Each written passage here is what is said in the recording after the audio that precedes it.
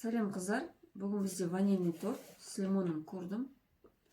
Ол үшін бізге жұмыртқа мен сары ақуызын ажыратып алдым.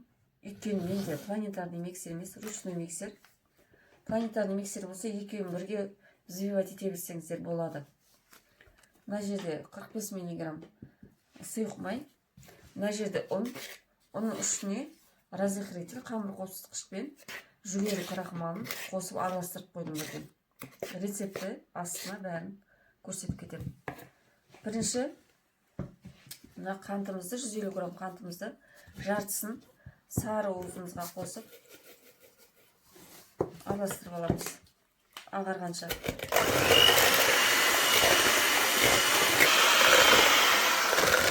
Мынандай состояние қант әбден ерігенше взбивать. Қыздар ақуызға шым-шым тұз қосып, жақсы көтерілгенше взбивать етіп аламыз. Қыздар, міне белокты мынандай түспейтіндей состояниеге жеткізесіздер. Мен жаңа белокты шым-шым тұз қостым ғой да. Соны взбивать еткенде бірден қант салып жібермеңіз. Қантты бірте-бірте салып взбивать етесіздер. Енді мына неге жаңағы сары уызымызға майымызды қосып араластырамыз.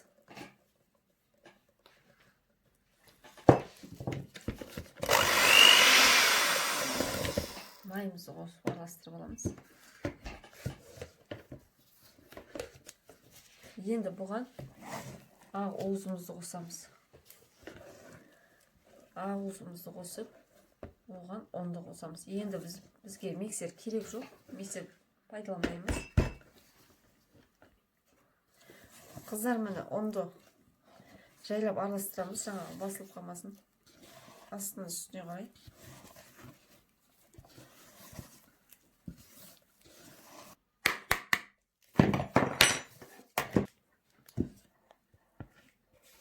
Қыздар, міне белогымыздың бәрін қосып болдық. Енді мынаны салып 175 градус пеште 40 минут пісіреміз. 30-40.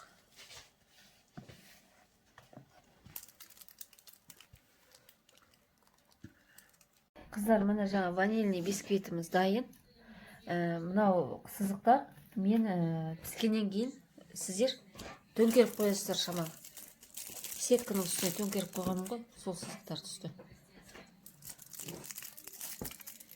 Солай төңкеріп қойсаңыздар, өзінің биіктігін сақтайды. Шпажкамен көресіздер, піскен піспеген. Шпажка құрғақ шығу керек.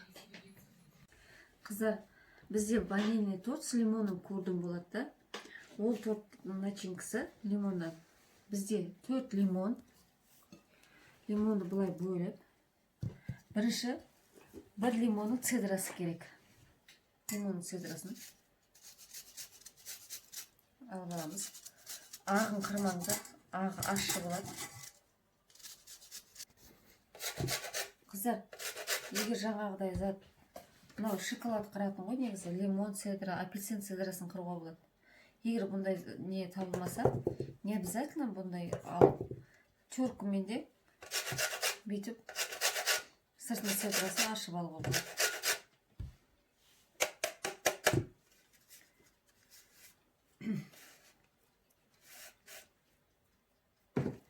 Енді лимонның соғын аламыз.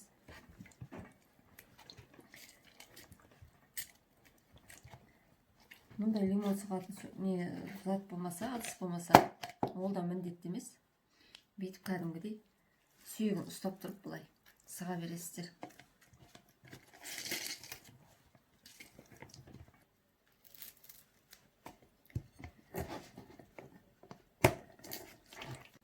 Қыздар, мына жерде менің лимон цедрасы мен 50 грамм сары май. Осыған қосамыз енді 75 грамм қантымызды. 4 тек жұмыртқаның сары уызын.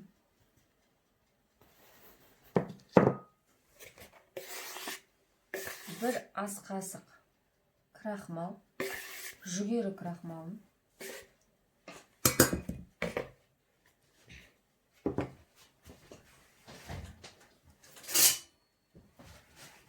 Және жаңағы біз 2 лимоннан 115 грамм лимон соғын шырынын сығып алдық. Соны құйып араластырамыз. Енді осыны пеште қоюланғанша қайнатамыз.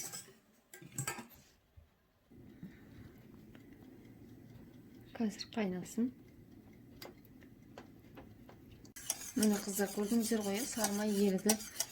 Енді мына начинкамыз көпті лимон қоюланғанша жай отта қайнатамыз.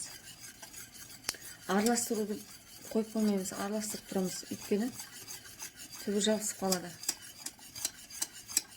Қыздар, міне біздің құртымыз болды. Өте тез піседі.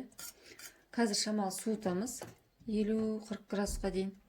Сонан кейін ситадан өткізіп, басқа ыдысқа салып, бетіне контакт пленкамен суытып қойып қоямыз.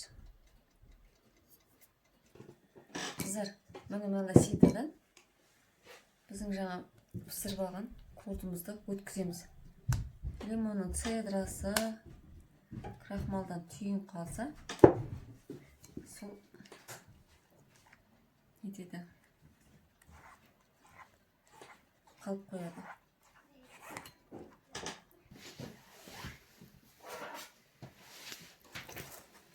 Қыздар, мына пищевой пленкамен бетін контакт жауып қоямыз. Ауа кірмеу керек. Контакт.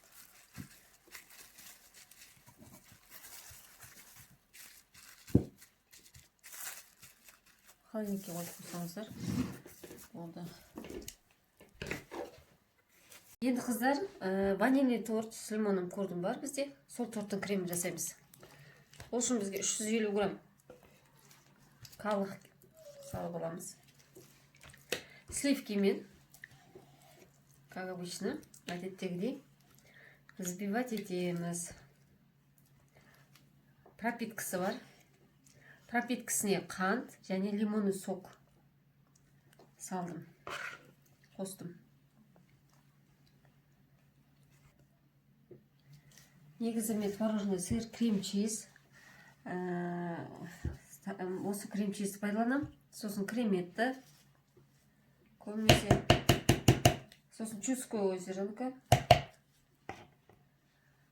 сливки Чудское озеро, молочный гостиниц, панна, президент, солардың бәрі жақсы. Енді 350 грамм сливки, сыр, енді 250 грамм сливки.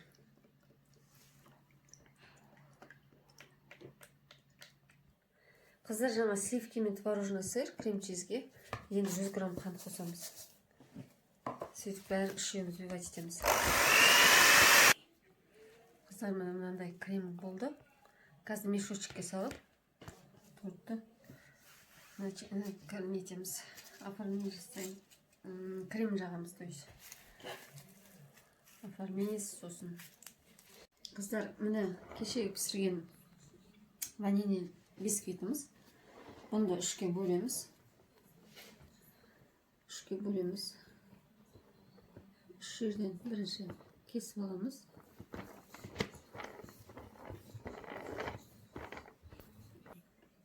Міне қыздар, үшке бөлдім коржды. Енді қазір кремді жағамызды. Бүйтіп креммен астына жағып аламыз. Бірінші коржға астын жібереміз. Пропиткамыз. Пропиткаде су, қант, лимон шырыны.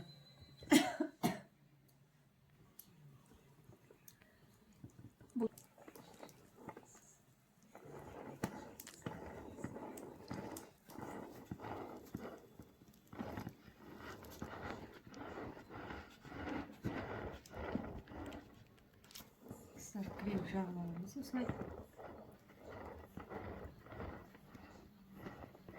Сіздер өздеріңізге ыңғайлы жағасыздар. Мен кремнен кейін қазір лимон начинкасын корт саламыз.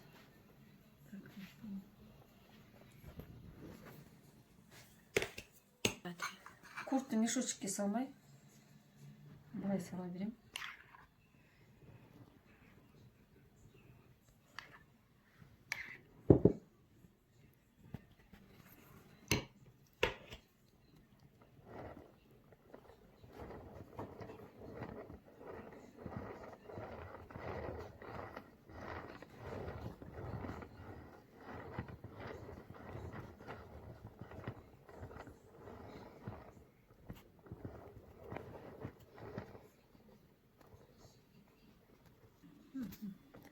Kurtты ортасына жағып аламын да.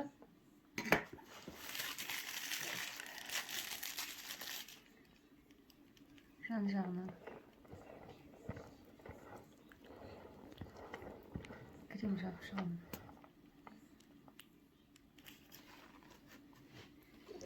Так, екіншіден саламыз.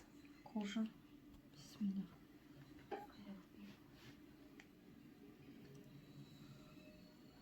Бұған да кальцияға жинасаңыздар болады. Мен қазір кальциум бос болмағасын осылай жинап отырмын.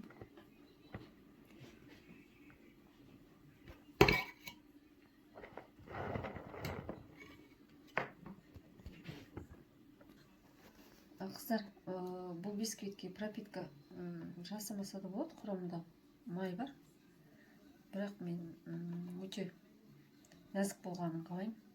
Сондықтан қалауларыңызша.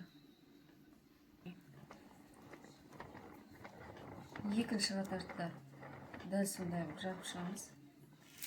Лимон.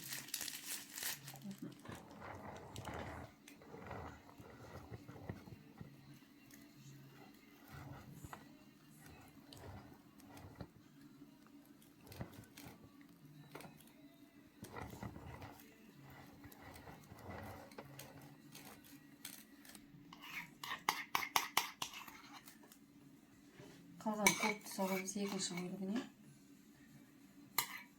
Мына лимоннан жасалған құрт өте дәмді.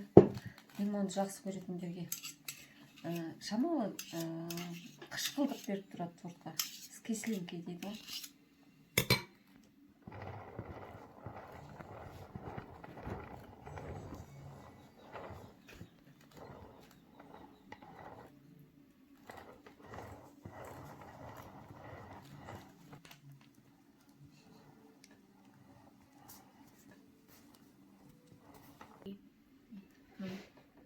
Шишку жжемыз.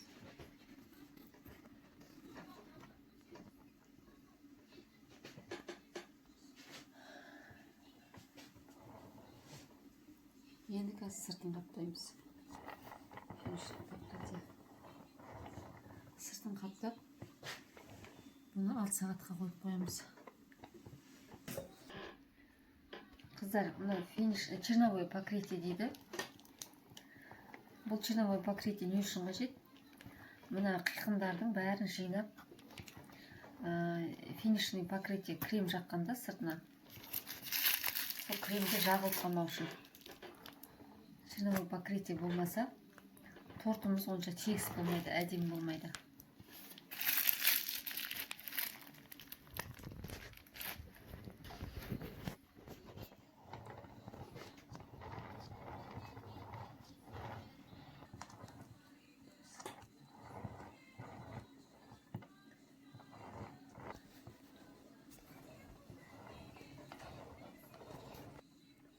Қыздар, это черновое покрытие болып есептеледі мынау.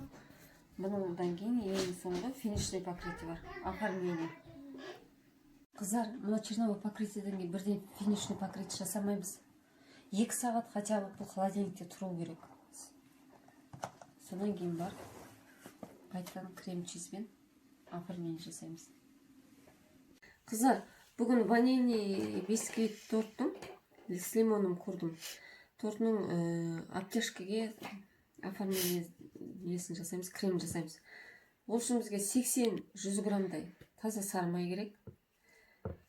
Осы таза сары майға сахарный пудра, 90-100 грамм сахарный пудра қосамын. Қыздар, сары май мен сахарный пудраны аппақ болғанша взбивать етіп аламыз. Бисмилlah.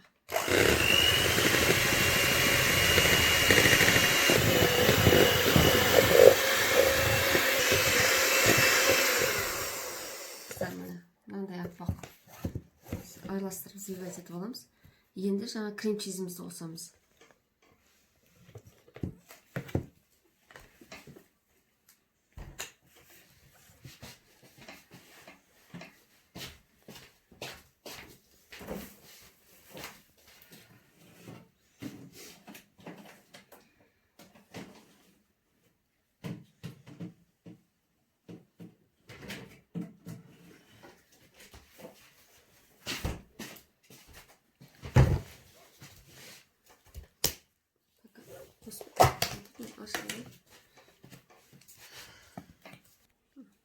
Қыздар, менде мынандай крем чиз 350-400 граммдай.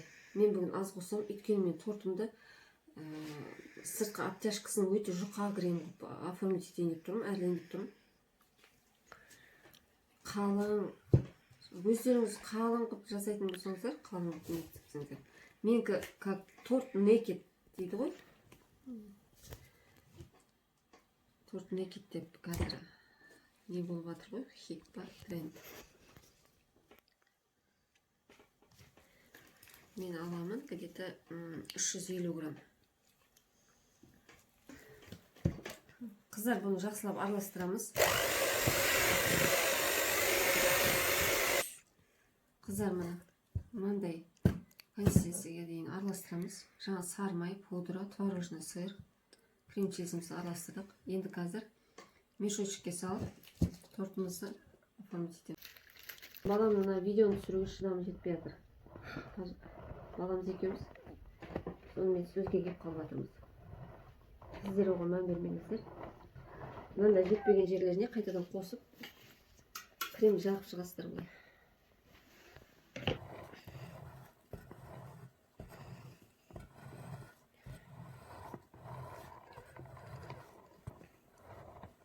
Үстінде солай тегістейсіздер. Кімге қалай ыңғайлы, солай тегістеп шығасыздар.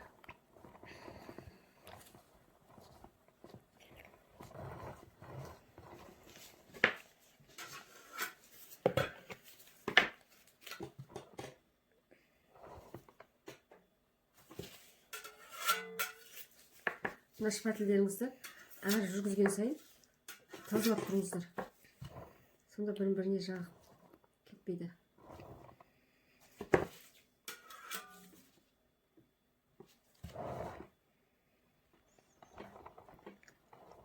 Қыздар, мына болған сияқты. Енді бұны бетіне лимонмен, креммен оформление жасаймыз. Мына қыздар, енді мынаумен әркім өз бетінше әрлейді. Мен басқашалау. Әркімнің несі әртүрлі болады дегенім ғой. Мен гүл жасап шығайын. Айналдырып, лимонмен сосын қоямын.